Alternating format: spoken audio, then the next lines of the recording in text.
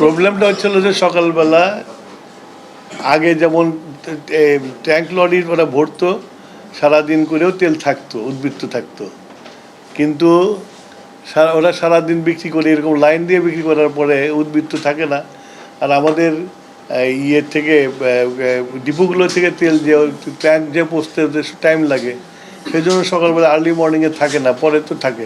Demand আর stock, তো হঠাৎ করে এরকম ডিমান্ড বেড়ে গেছে যে যারা নাকি সারাদিনে যে তেল বিক্রি করতো সেই তেল 3 ঘন্টায় সে শেষ করে ফেলছে।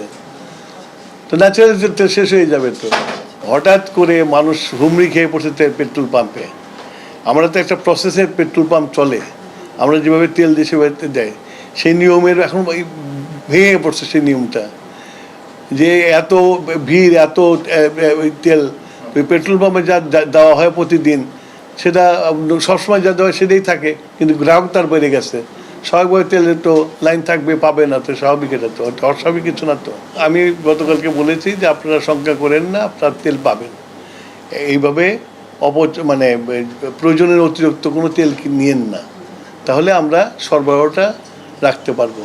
গতকালও বলেছি, আজকে বলছি, আমি জনগণের কাছে আজকে অ্যাপিল করছি যে এত হাসাস করেন না, তেল আছে, তেল পাবেন আপনারা। যে একই লোক যদি 10টা পাম্প ঘুরে ঘুরে তেল ট্যাঙ্কি ভরাই করে, তাহলে তাই হবে। ডিমান্ড অ্যান্ড সাপ্লাইয়ের মধ্যে যখন একটা গ্যাপ তৈরি হয়, তখন তো এটা হয়ই। তো হঠাৎ করে ডিমান্ড বেড়ে গেছে, আর আমরা একভাবে সাপ্লাই করতাম, সেই সাপ্লাই চলছে, তো হঠাৎ করে ডিমান্ড বেড়ে গেলে তো সেইখানে তো একটু ক্রাইসিস হবে, সেই ক্রাইসিস হচ্ছে।